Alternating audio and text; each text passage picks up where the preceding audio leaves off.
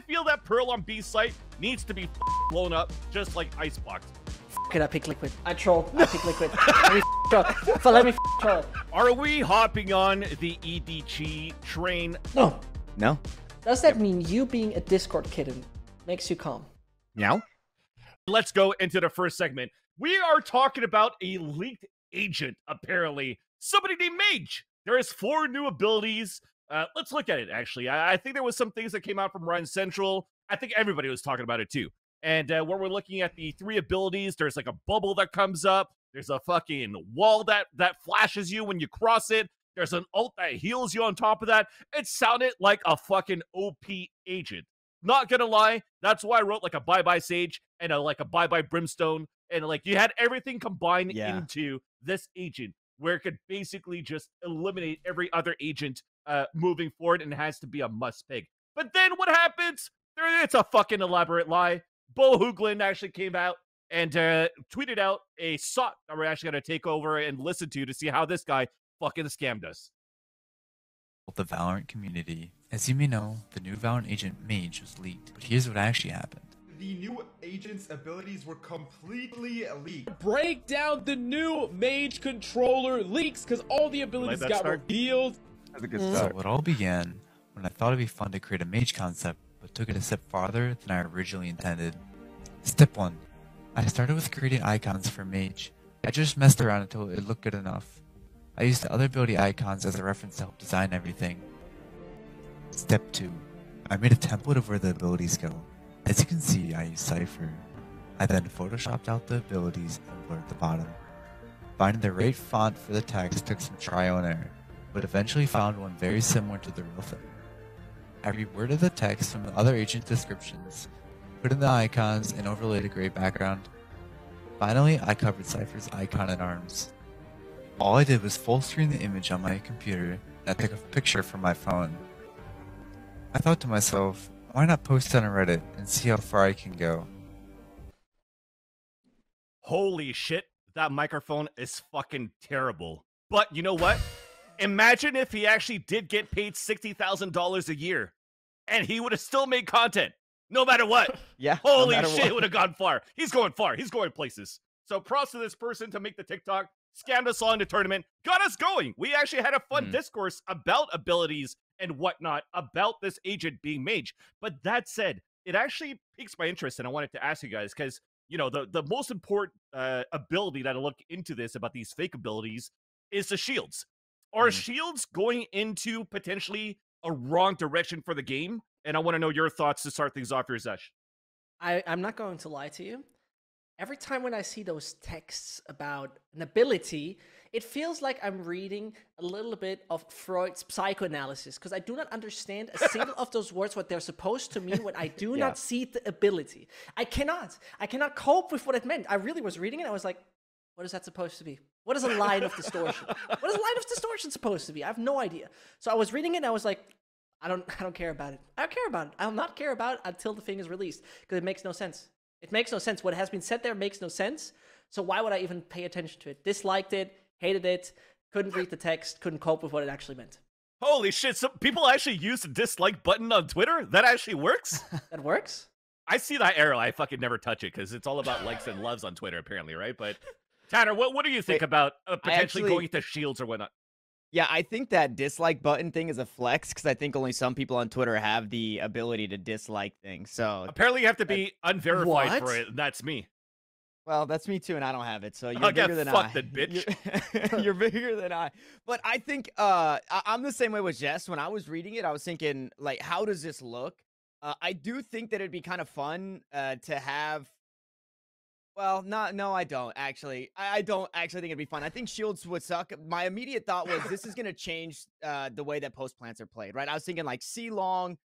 You can't just run down C long and hold the angles there. Obviously, the shields would have to work like the Astra ult, the Cosmic Divide, and that utility could get through it. And if it's a bubble, then maybe you can see through it, so you're not just firing your Raze Rocket or your Shock Darts blindly. You could just, you know, stick to your lineup game. But I do think shields would be... Let's no. Please, but no. There is an ability that actually mimics the bubble a bit, and that's Astra's Cosmic Divide. Yeah. And when that came out too, it doesn't seem like it was going to be a big problem in the future. We've also had conversations when Killjoy came out, and then Hiko was like, oh, fuck, we're actually going to need agents with shields because the turret's going to be too OP.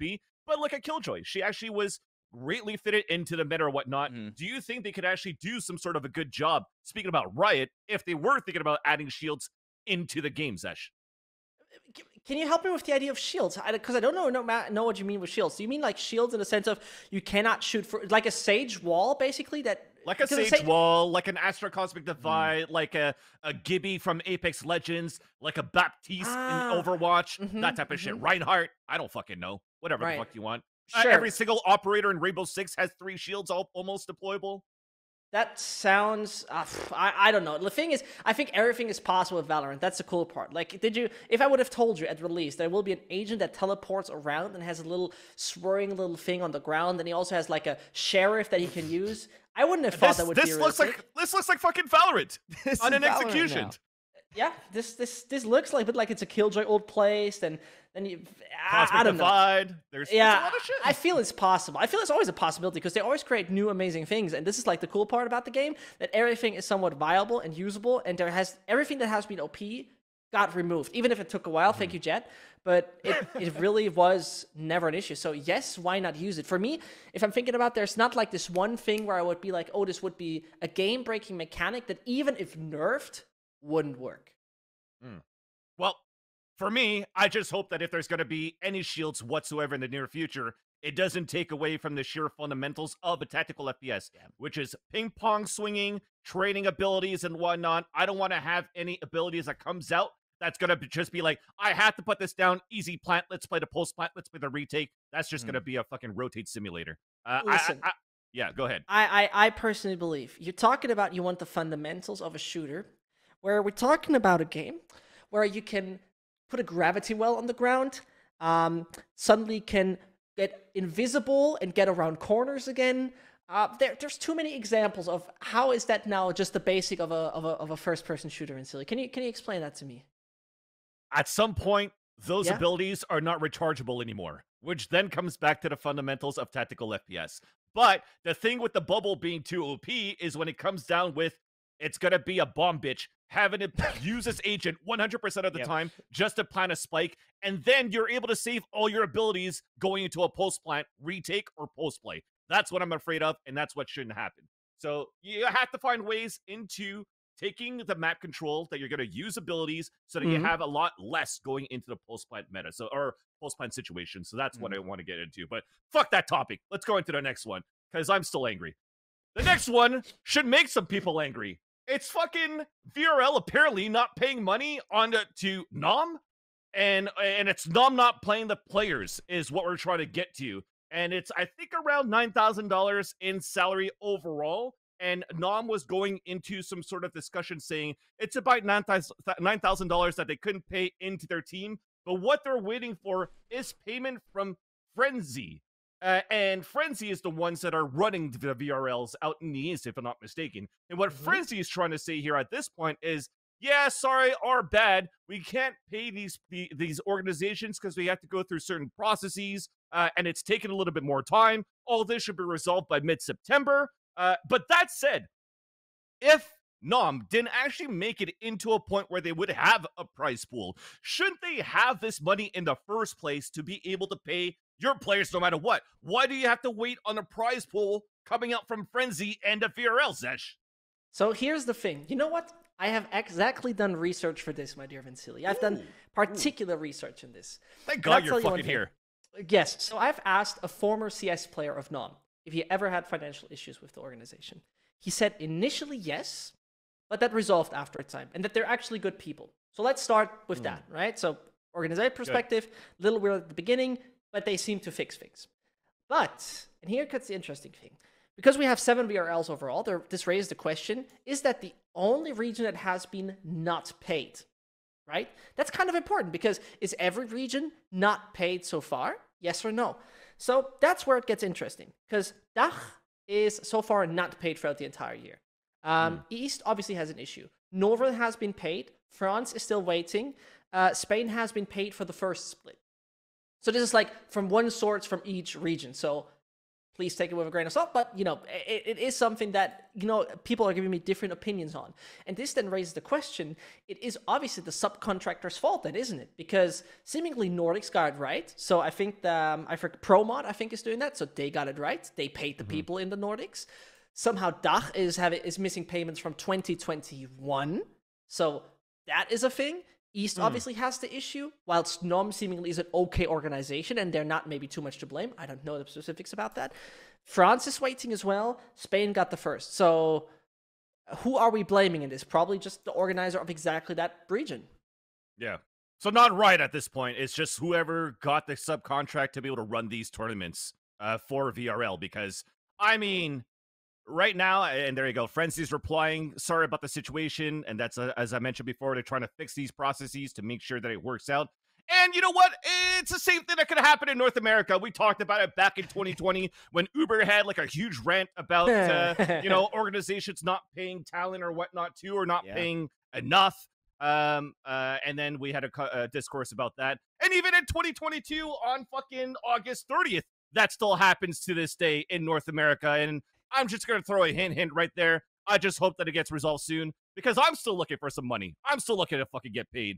And you know what? I woke up angry silly here, and I don't want to fucking cross no other line here. It's a fucking thin fucking ice right now, and make sure that these people are taking care of their shit and taking care of the people that they're hiring as well. So let's fucking move on. Let's talk about Pearl. It's time to talk about. You're champions. Unhappy. It's really a bad day, isn't it? It is a fucking terrible day. It is a terrible day. Why am I fucking hosting this thing today? I'm having the worst fucking day ever of the year. Usually it never happens. Everybody knows me as fucking nice silly, but today everything's just fucking grinding. It's mad silly. Yeah, Mad exactly. silly. We're mad silly, we're angry silly, and it's time to actually hopefully find something, a light at the end of the tunnel, and that light is looking at the Pearl. Being Pearl played at Champions coming up here, because Split is going out of the map rotation, and now we have Pearl as one of the choices in terms of the map vetoes that could be played. First thoughts, it's time to revisit it at least, because it's been like what, a month since the map came out. We had a chance to finally play inter-ranked games. So going at the thoughts, going around the table here, what are the positives or the negatives of this map here, starting with you, Tanner? I think positives, there's no gimmicks. The positives are that it's just a straightforward map. There's no teleporters, no ropes. Nothing getting wonky. I will say, after watching teams play this map, I've seen it kind of both ways, but it's just almost impossible. The B site, we talked about this yesterday, Vansilli. The B site needs to go, or there needs to be changes with the way that you can connect the B site through mid, because it's just impossible. So it feels like the attacking side on this map sucks. If you're not hitting A through, splitting A and Art every single time, then you're just not having a good time. Or you're just running it down and it looks super puggy, super ranked. And we don't want to see that at Champions. The thing is, I believe when I watched those particular tournaments like MCT and so on, it felt like teams just didn't think it through enough. And that's not even to blame anyone, because it feels like, you're playing a Mickey Mouse tournament, as you say. How much do you prep for it? So I personally believe that it's going to be totally different in Champions. The teams are going to prepare awesomely in so much, because a thing that I've been missing, for example, when we're talking about Art and double doors and all those connector positions, it felt for me when I watched those games, on other maps, teams for small rooms have nifty little set pieces that allows them to take room. So not like long set pieces where long room is taken, big room is taken, but small set pieces. Best example would be, for example, how some teams exit Garage on Haven as a CT or enter it as an attacker. Like, there's tiny little things that they do that are so well thought through, which we don't have with those teams on Pearl yet. This is at least what I felt like when looking at it. Teams were obviously putting effort in it, but it was not an FPX, a Fnatic, an Optic kind of thinking through the entire game situation. And I think that's the big advantage. Like, that's the big plus that we're seeing with coming up for Champions, that the high level play, like the high level play, is going to be really good about it. Yeah. So I want to counter that, though, by saying that the map is so damn big. The map is so damn big that if you're leaving, so if you have players out towards B, you have a set piece to push into, mid doors, and you're trying to link up with your team that are taking space out towards B long, you have so far to go through the link, through mid doors. And if you don't have a player watching you from mid, because the attackers could be pushing from art, they could also be pushing from A main, while your team is all the way on the left side of the map. And the player inside link, there was a round specifically in this Ghost and TSM where they tried to play a bit more lurky. They tried to play a B split. And at the end of the day, a Proto was just so late to the play out towards B long. And to your point, Zescht, you know, maybe you hammer in some of the fundamentals a bit more, than the timing can be better.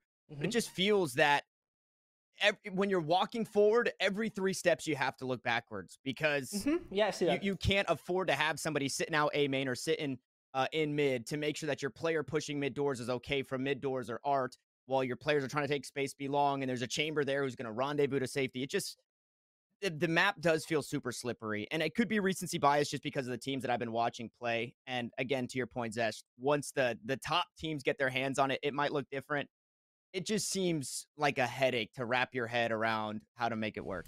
Yeah. I don't know. It's like, let's take a little example, right? Because we have to take a look at, I think, how the map is being played so far. So when we take NSG Summer, let's go in the Sentinel role, because I've been looking at the numbers. So overall, Chamber 88% pick rate. Absolutely understandable. I think there's many ways, particularly as a defender, where you want that. First of all, be long, massively long space. Trying to take operator rules there seems very reasonable to play that. Same goes for A, where you can be very proactive.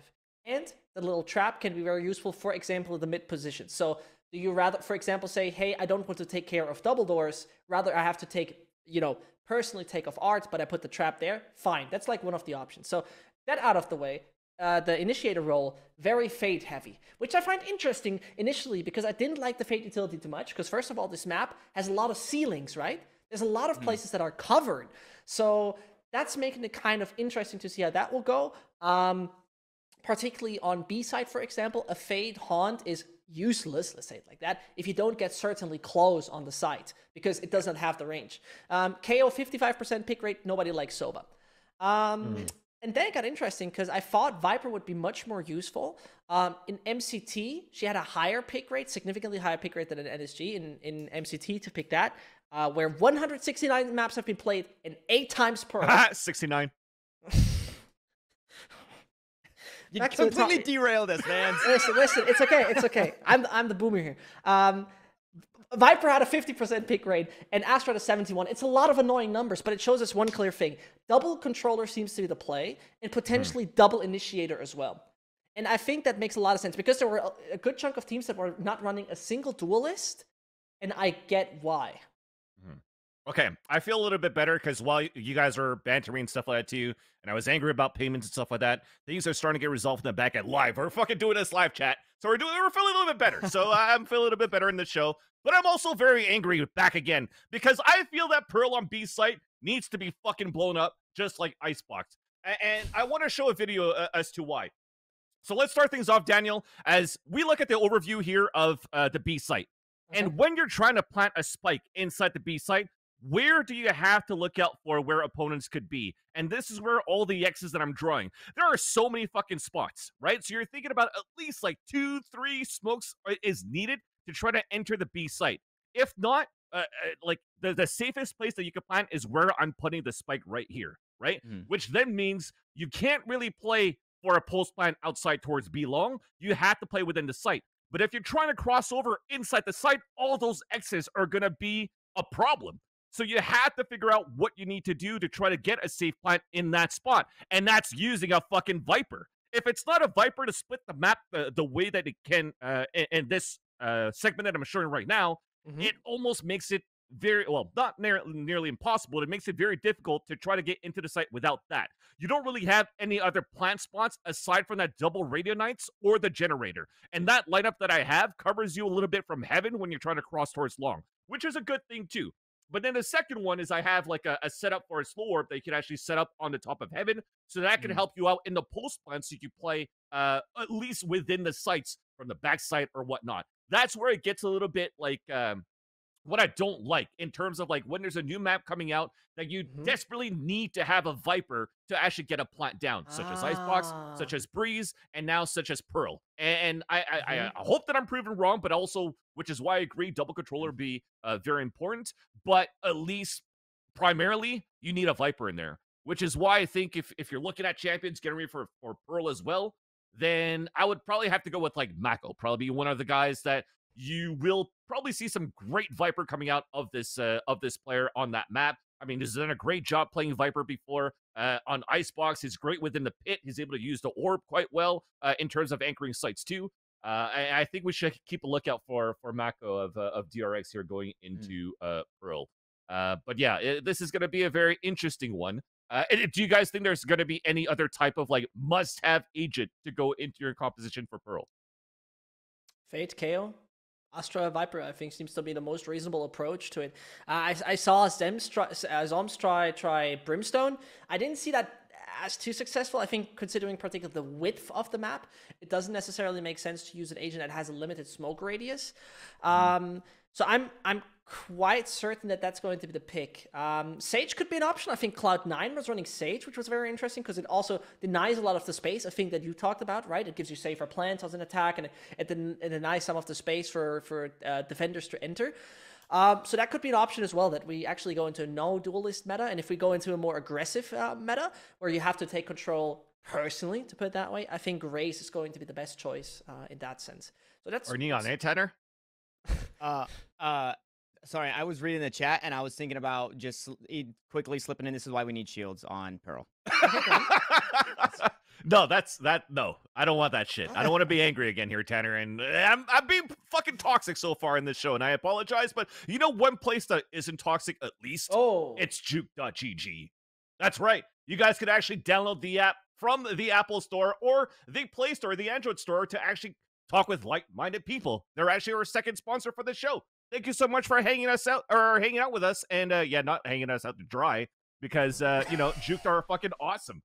You guys could actually have like you actually have to have your identity verified from like telephone or whatnot. So there's no trolls on there, at least for now.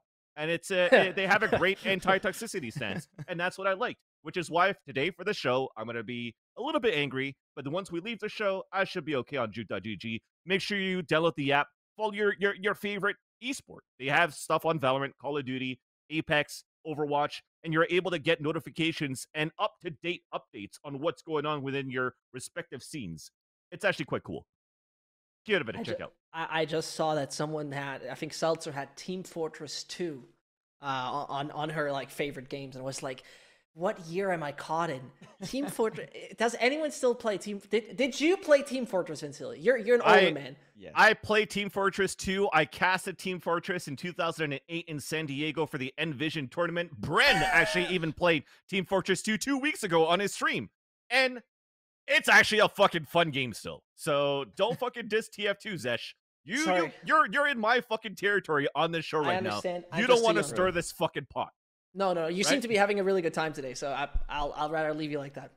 Perfect. Let's get on to the next topic. Let's talk about some excerpts that we actually had. We had actually a pre-press conference before Champions starting tomorrow, and there has actually been that excerpt that we have from Haodong that actually wants to talk about their position going into Champions. Let's check it out.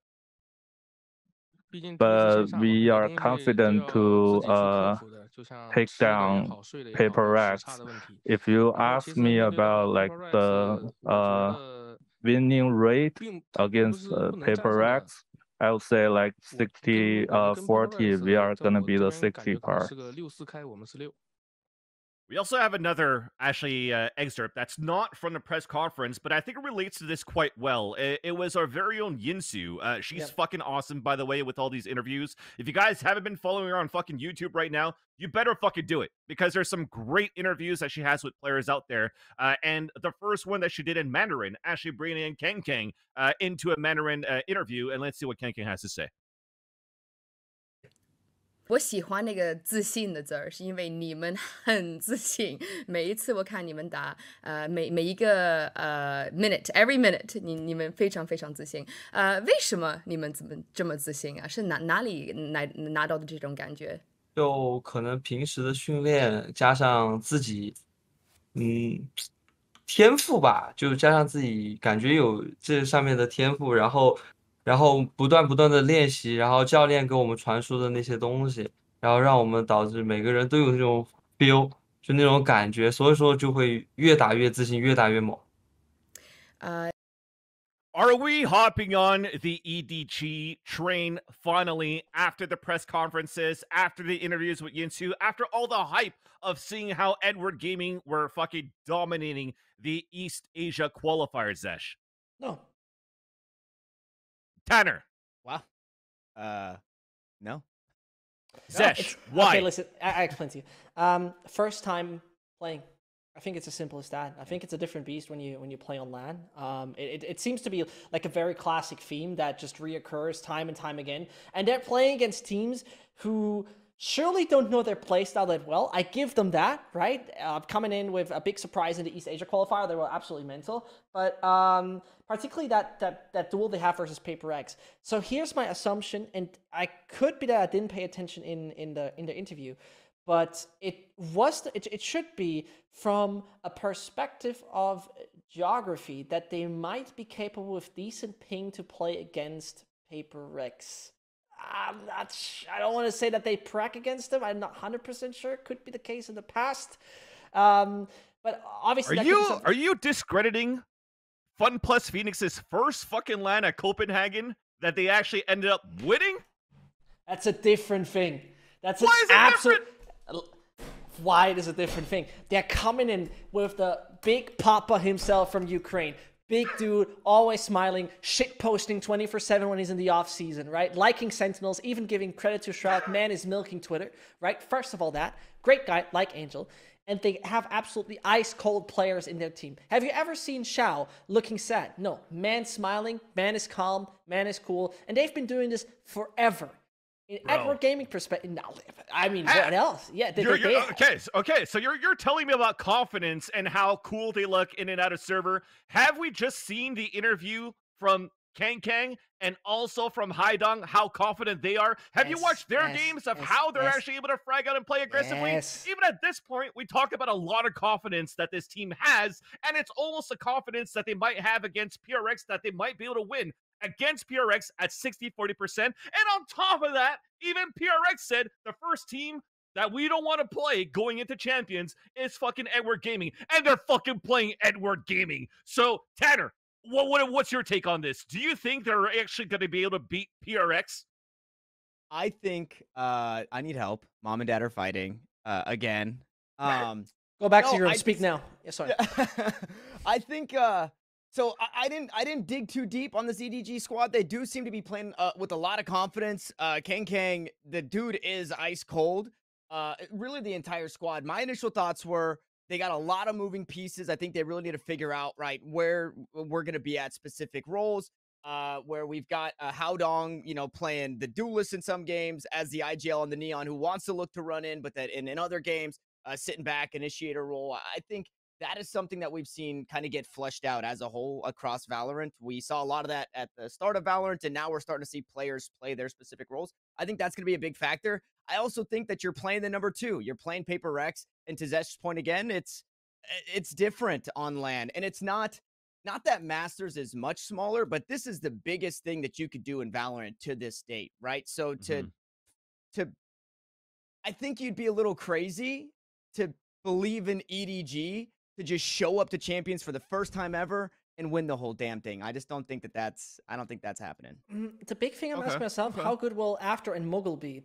Because how much, first of all, what has Paper X been cooking up? I think Lofar has been a big supporter. Love Lofar, always the best guy. He has been a big supporter of saying that I think, I could be wrong, I don't want to put something in his mouth that's not true. He said Paper X could have beaten FPX if they would have had significantly better fundamentals. So what did Paper X work on over time? That's one big question.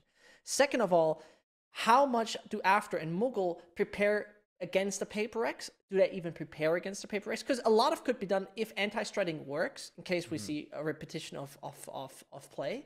How much that could work against the Paper X? Because they're very unconventional, right? They're very fast, they're very swift, sure, they show tendencies. That would be something I would be very curious to see on how much they have. Because this is like a team that comes in with 2 coaches. And I think like with like same with Japanese teams, their coaching staff is usually very big and very determined. So I'm looking forward to what kind of impact that has. We'll have to wait and see what happens, right? And I need to calm down. I need to fucking calm down. And you know what happens? You know what we need when we need to calm down? We actually need like those fucking pets that you could actually just like, you know, those dogs or cats that they bring at the hospitals so that you could just fucking pet and calm down. It's time to look at cats. We got our friends and peers and gamers and participants at Champions currently in Istanbul. And I see nothing in my timelines but fucking cats. I'm more of a dog guy, but I do love cats too. Same. So let's go through them. It's fucking cute. I feel good. I feel a little bit better. I actually feel, you know what? I'm angry again. Because I feel bad by looking at all of these pictures. Yeah. That Cloud9 actually isn't at Champions. Because Vanity would fucking have the time of his life in Istanbul right now. And he can't do it. Now he has to stay home and look at fucking cats online only. But what do you guys think? Which one's the cutest cat out of all the bunch we have so far? Can we go more for? Oh, this was the last cat. My memory cannot comprehend. I'm not gonna lie to you. I don't really care about cats. So last cat was kind of cute. Nice. Wow, Tanner? that's recency. That's recency. Tanner, you were cat ears. You were cat ears, Tanner. So I know you have a better opinion on this. Yeah, you know, my opinion on this is, and I said it before the show, option 3 looks like the Champions sweater. Oh, so yeah, true, option 3 definitely takes the cake for me. And you know what? For option 1, I'm more of a dog guy than a cat guy myself. It's not fair, people. You can't just vote for the kitten. That's not fair to the cats that are out here looking cute as hell. And then this kitten just rolls up. That thing's been alive for 7 weeks, and it wins the YouTube poll for Do Not Peek. That's not okay. It's not okay. I'm just trying to get this out on time. Yeah, it looks like it. There you go. I got mine. I'm ready. Okay, what do we have here? So I personally have to say I don't have. There's not many cats I have sympathy with. That's a problem. So like, wait, what did cats do to you, Zescht? Nothing. I don't care about them. I don't just don't care about. It's like, for Christ's sake. Nice. Okay, man's pulled him out. I don't have mine. Is that what calms you down, Vansilli? Is that the thing where you're like, put the cat? Listen, this is like the first time that I'm on camera and I haven't actually yelled for the last 10 seconds. So yeah, I think this fucking works. So basically, props to version 1 cat ears and to Vanity to put this on the map. Does that mean you being a Discord kitten makes you calm? Meow.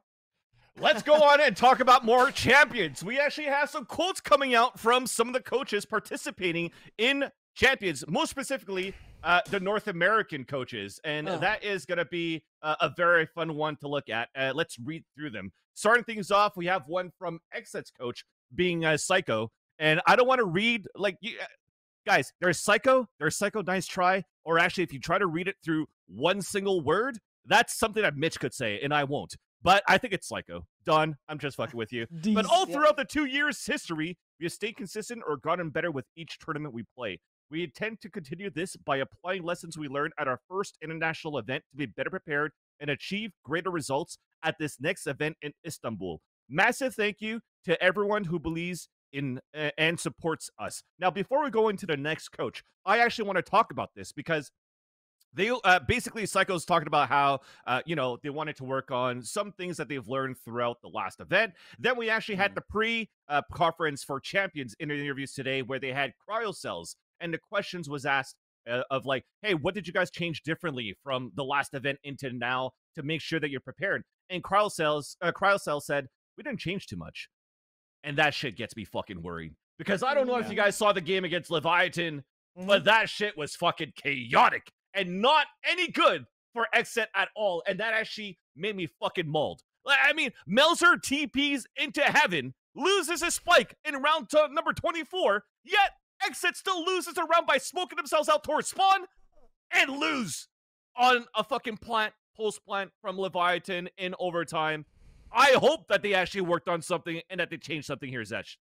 What if working when they haven't changed much means that they have just improved on what they've done?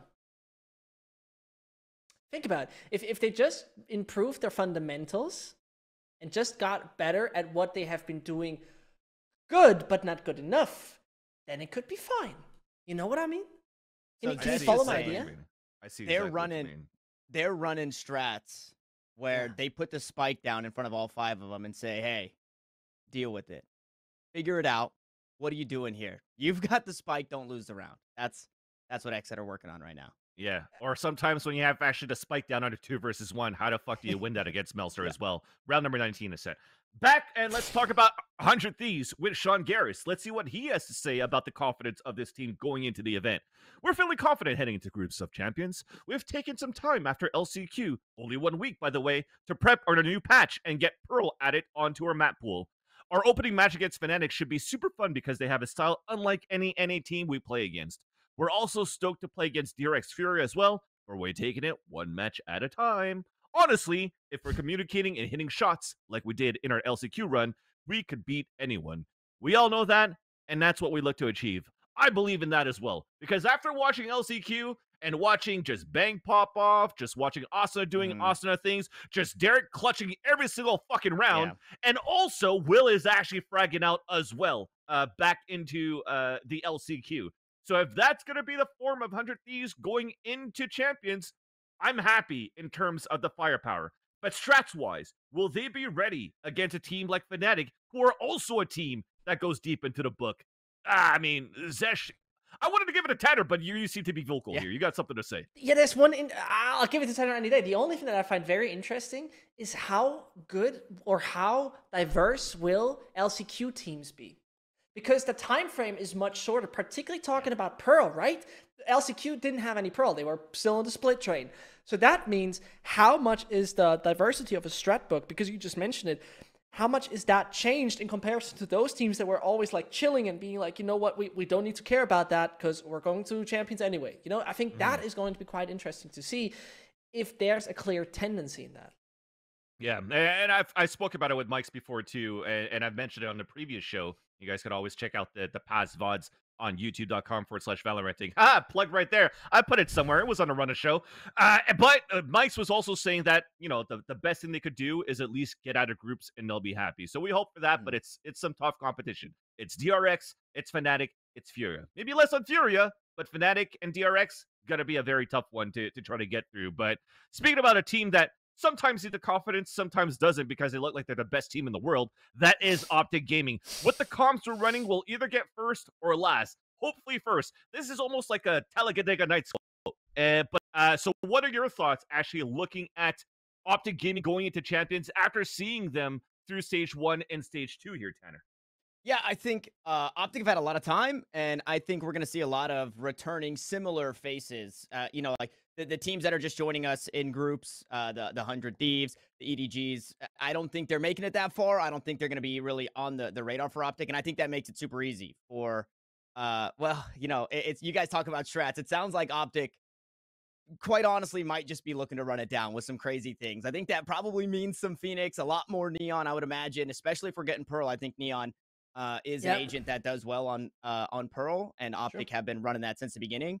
But no, I think Optic are in a great spot. They've literally just been able to hang out and kind of just get it figured out. And like I said, I don't think outside of the top teams that we've already mentioned, in the FPXs, the PRXs, the Fnatics, the Liquids, maybe, I think they got their eyes set on a few, and those are really their biggest worries.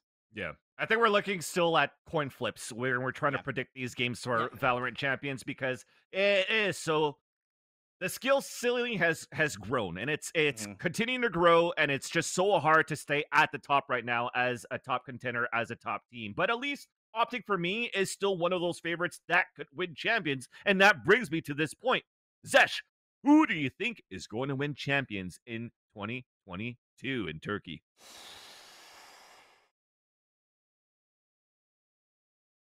Dude, this is the toughest question I've ever asked in my life. Bro, I keep bitching at our production saying that our shows are going 3 hours long. So you better fucking answer right now. Hey. You know, calm down, please, Vansilli. I need to take my time. I'm not the youngest anymore. I still have to think about things because at the end of the day, you still want to be right? I want to be, at the end of the day, screaming at the screen, but like, I knew it. So I think I go with the safe option. Do I go with the safe option? Because I think FPX is a coin flip. Will they absolutely shit the bed, or will they be insanely good? That's what I'm not so sure about. So who's your safe bet if it's not Fun plus Phoenix? It is my safe bet. Fun plus Phoenix is my safe bet. Okay, but I don't know, man. I pick FPX. Fuck it, man. Do I want to pick FPX? Yes, you do. We'll get back to you, Tanner. Yeah, fucking answer. Sorry, man. Yeah, listen. So Zescht did such a good job, and I love Zescht's energy coming into the show, defending North America, and what XSET are looking to do as we jump into champions. So I'm right there with him. EMEA stands rise. I think just based off of what we have going into champions, FPX still probably are the best team in the tournament, and Suigetsu is probably still the best player in the world right now. So yeah, I go with FPX as well. Zescht? Fuck it, I pick Liquid. I pick Liquid. Let me fucking troll. Let me fucking troll it. Give me the prancing horse, as everyone hates me when I say that. Give me fucking Team Liquid. I want to see it. You know what I want to see? I want to see that fight, the fight between FPX Grand Final, FPX versus Liquid, and I want to see both coaches, obviously Eric and Emil, shake hands and be like, "It was a good fight, brother." I want to see that. I want to see that brotherly love. I want to see the, I think I mentioned it before, but the walkout with the jerseys, and they're wearing the wrong jerseys and coming outside the wrong side of the stage during the walkouts. And then it's kind of like the Spider-Man pointing fingers kind of thing. That'll be fucking awesome. Here's the real strategy on how you predict Zescht. So, running back asked me and who I predicted to win champions, and I said FPX because FPX looked really damn good during Copenhagen, and then I want that storyline of a back-to-back. But then for this show, since you guys are both going for EMEA, I have to go back to NA so that we have at least some NA representative here going into the Champions winner prediction. And I'm going to predict Optic Gaming just because they are literally the favorite to win outside of FPX, probably neck and neck in terms of winning a Champions. I'd love to get that for NA. And then now I could predict here. So Daniel, please put Optic. And then now if I'm right for FPX, I get it from Run It Back. And then I could quote that one. If I actually win this one here, I could quote this one from Valoranting. And now if I get none of them, then fuck me, right? So let's lock it into that. Let's wish him luck. Champion starts tomorrow. Why Optic? Yeah, give me. They didn't look too great last time in Copenhagen. They looked okay. Right? They looked all right. Third place, give them that. Lost versus FPX. But were you convinced? Yeah. Yeah? Yeah. It's the first time. It's the first time they played FPX. It's the first time they played PRX. Well, I guess they played a few times with first time they played PRX because I was thinking about X10 and Xerxia. That's different. So that means that coming into Champions, you follow with the same storyline that Optic is going to come back with a vengeance. And they also had more time to prep and not only 1 week going into Copenhagen. So that means that when we thought that it was going to be steel, with Optic looking steel a little bit at Copenhagen, because they kept their neon. They kept the same comps as they kind of did during Stage 2 and Masters 1 that they won. So teams were able to read that up and anti-strat it, right? Now, they had time to work it out, and Chet's going to work out some fucking magic with FNS. You know what? Run it back. I'm going to switch my prediction over to Optic as well. We're going full throttle with 100 Thieves. With Optic Gaming. Hands down, doubling down. That's it. Don't try to argue back, Zescht. This is my fucking show. I'm hosting this time. Maybe after this show, I might get fired when I try to get Mitch back. But at least for now, for today, it's fucking mine. So we locked it in for that. It's time to go for a break. When we actually come back, we do have James the Wisdom Hayes Cobb from Energy, the IGL, to come in and interview with us and have fun for the next 45 minutes after the break. But before the break, of course, one more thank you to Twitch.tv to help us out, pay out the bills. And now, let's actually pay those bills, and we'll see you after that.